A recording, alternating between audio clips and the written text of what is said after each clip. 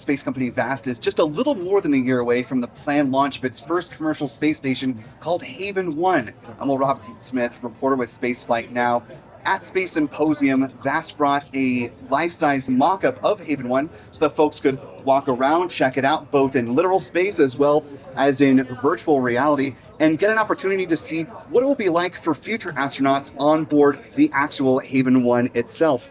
And who better to talk with about the Haven-1 experience and the future development of Haven-1 than the company's CEO, Max Haot.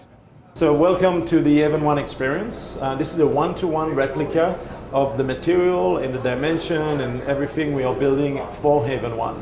As you can see, we've applied a high level of design. Our concept is design is not there for luxury. Design is there for crew cohesion, well-being, so that they can perform better when they perform the science that they will be doing on Haven-1. Before we continue with the tour, let's pause and zoom out a bit. The Haven-1 is a spacecraft that's 4.4 meters, or about 14.5 feet in diameter, and 10.1 meters, or a little more than 33 feet in length. With its 4 solar wings extended, it generates about 13,200 watts of power. It's designed to operate in low Earth orbit for about 3 years, and it will orbit the Earth at an altitude of 425 kilometers, or roughly 229.5 nautical miles, at a 51.6 degree inclination. For comparison, the International Space Station orbits between 370 and 460 kilometers, or between 200 and 250 nautical miles, also at an inclination of 51.6 degrees. Haven-1 has about 45 cubic meters of habitable volume and can support a 4-person crew. A typical mission will last about 10 days. For comparison, the Harmony module on the ISS, where visiting crews dock and enter the space station on the US side, has about 70 cubic meters of habitable volume. Inside the Haven-1, you'll find a sleek white design with paneling mimicking light wooden slats.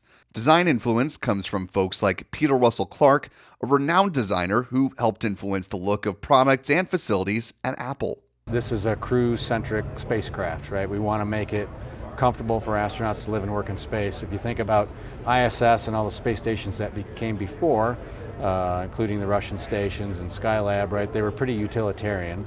As we saw new spacecraft come online, like Dragon, for example, it has a very aesthetic interior design. In that vein, that concept that we should make spacecraft that are pleasant to live and work in, that's kind of the goal that we had with Haven-1 here at Vast. Andrew Feustel knows a thing or two about what's important for astronauts living and working in space. He was a member of NASA's Astronaut Corps from 2000 until his retirement in July 2023. And liftoff of Space Shuttle Atlantis. He's a veteran of 3 space flights, including STS-125, the final shuttle mission to service the Hubble Space Telescope. During his 3rd mission, which launched in 2018, he became the commander of the space station during Expedition 56. Feustel would go on to serve as the deputy chief of the astronaut office beginning in 2020 and was named acting chief astronaut in November 2022. He says life is all about timing. I left NASA in the middle of 2023 and was looking forward to opportunities to still engage in the space sector, human spaceflight, and it was fortunate that a former colleague that I worked with at NASA had recommended me to Vast because Vast was looking for astronauts with spaceflight experience, and they reached out to me, and I took a look at their architecture and the plan, the overall business plan as well, and it was really easy for me to say, this is a winning solution. Back to the Haven-1 Experience Tour. So behind this wall, that when they are not working and performing science, are our 10 mid-deck locker equivalent. And you can see here we have our 2 original partners. One is Yuri in Europe, providing a mid-deck locker payload. The other one is Redwire in the United States, providing their pillbox. This is actually, some of these have actually already been on the ISS. But in this, Redwire work with their customers on protein growth experiment. These pillbox go up on Dragon, and then the crew insert them in the mechanism here. The 2-week mission occur, and then they take them back down, fully processed on the Dragon back to Earth. And then this week, you also have the control app. So this is actually the app we will have on Haven-1, an early version, where you have the alert, the data. You can control the temperature, you can control the lights. You can also see all the cameras we have around as a crew. and we have one over there, basically. So now, this is the new announcement from today, where we've announced our next 3 payload partner for Haven-1. The top one you can see here doing flower growth is Interstellar from France. The second one is ExoBiosphere, doing medical processing in well and high throughput from Luxembourg. And the third one is a company called JAMS in Japan, which is the actual main gateway to the ISS via Japan. They are partners or integrated with JAXA, the Japanese Space Agency, and they would also be putting a mid-deck locker on Haven-1. Time out.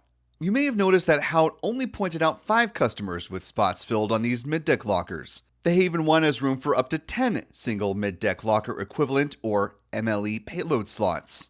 In a graphic published in mid-April, Vast noted that 4 of the MLE spaces are reserved for partners related to the crew flying on board the Haven-1.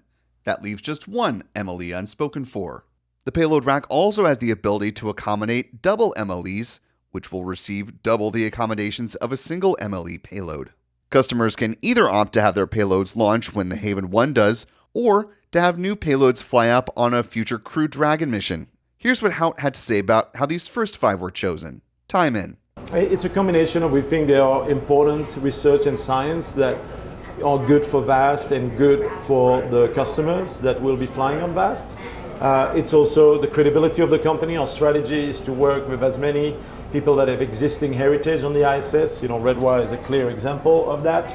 And then it's a negotiation and agreeing to the pricing and so on, which we did, and signing a contract. So. The company Vast was formed back in 2021 by Jeb McCaleb with the goal of creating an artificial gravity space station. It came against the backdrop of a competition for successors to the International Space Station. Axiom Space received a contract from NASA in January 2020, valued at up to $140 million for a station that would start building modules attached to the ISS. Though the order of assembly has changed since then. Nearly 2 years later, in December 2021, NASA signed 3 more Space Act agreements for free flyer space stations with Blue Origin, NanoRacks, and Northrop Grumman. Northrop Grumman would drop out of the competition in October 2023. Vast came along too late in the game to be part of this original round of awards. Fast forward to July 2023, and NASA announced a partnership with 7 U.S. companies for unfunded Space Act agreements.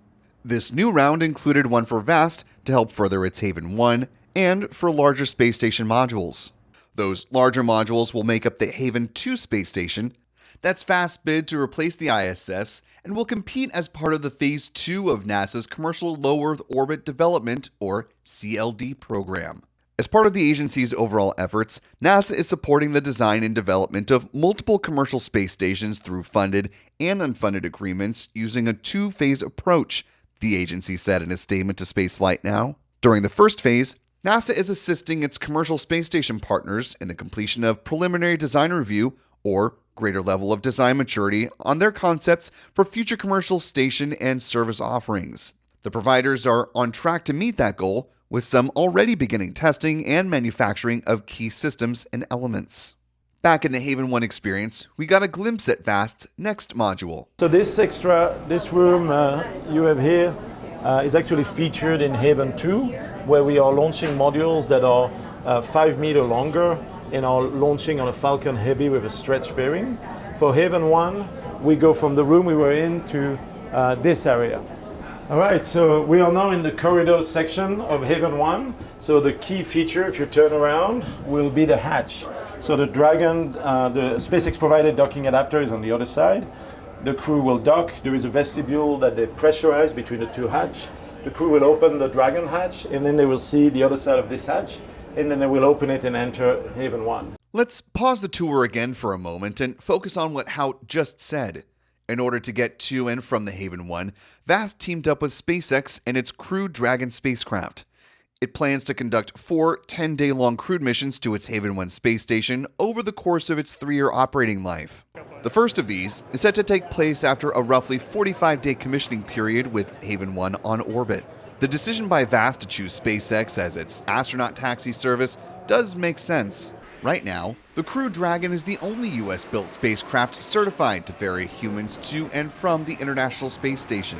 Plus, if you look at Vast's leadership team and advisors, SpaceX alumni make up half of those.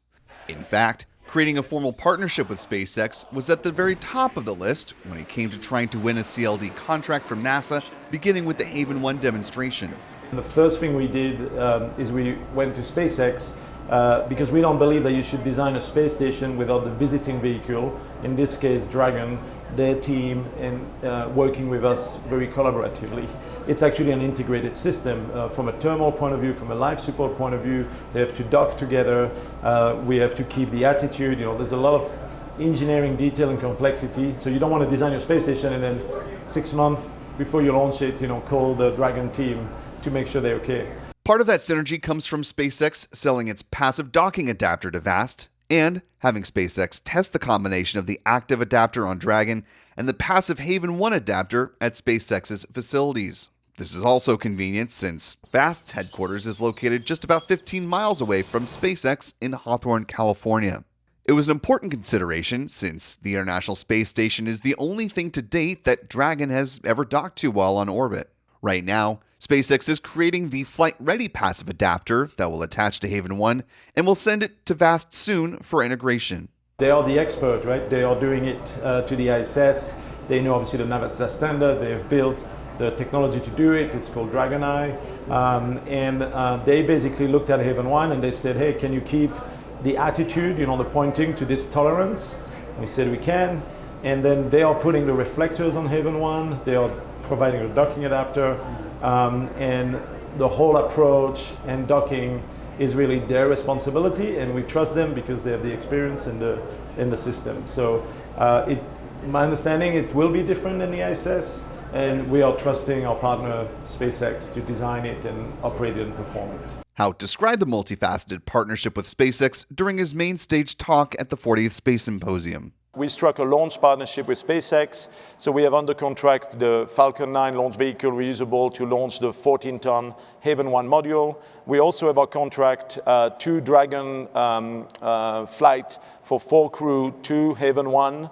And later, last year, we announced that we were the first space station company that SpaceX had agreed to provide Starlink laser connectivity, which will provide the crew and the payload gigabit connectivity on a space station, which has never been done before. Back to the tour. Here you can see actually another control screen that the crew can use to control key element of the space station.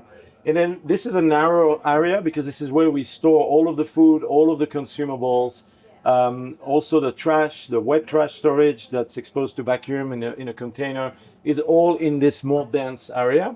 And one of the key features that is here is our 4 sleeping berths. So each one of the crew members get their own dedicated sleeping berth with our inflatable sleep system. And there are 2 up there and 2 down there.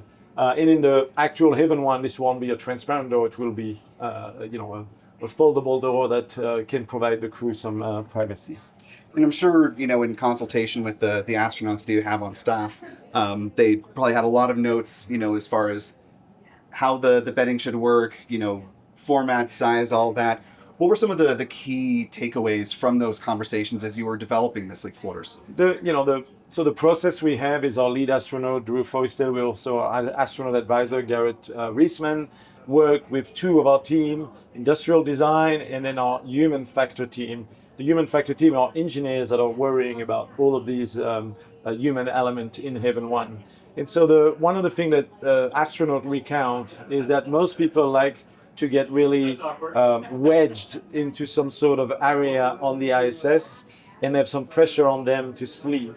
And that's not something I've experienced, having not gone to space yet, but it's something that our astronauts have experienced. And they say most people like to feel some tension and to feel enclosed. So we designed our sleep system, the Vast Haven sleep system, which is a cover that goes over you. You can see a version there. You can check it out on our booth as well.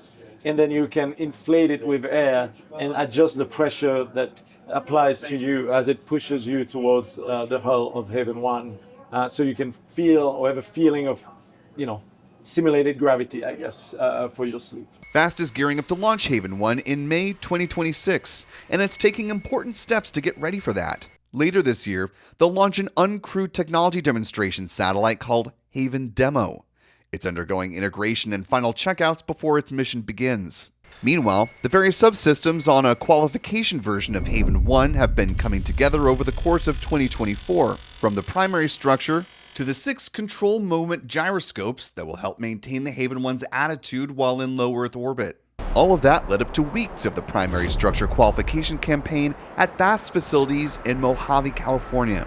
It was an important campaign that helped clarify and refine their timeline. It shifted plans from launching in 2025 to instead target launch 1 year from now. I mean, it's been amazing. We announced the Haven-1 program in May 23, so we're about 2 years in and 1 year left. And a lot of the early days has been to build the amazing engineering team and have responsible engineers and facilities to put us in a position to build Haven-1 and launch it. And so through that, we've grown now to about 800 team members. We're adding 50 every month. We're going to cap out at 1,000 for when we fly. The design is for example, the primary structure is obviously complete. We finished our qualification article. We are testing it. We proved it. We are now machining and welding the flight primary structure.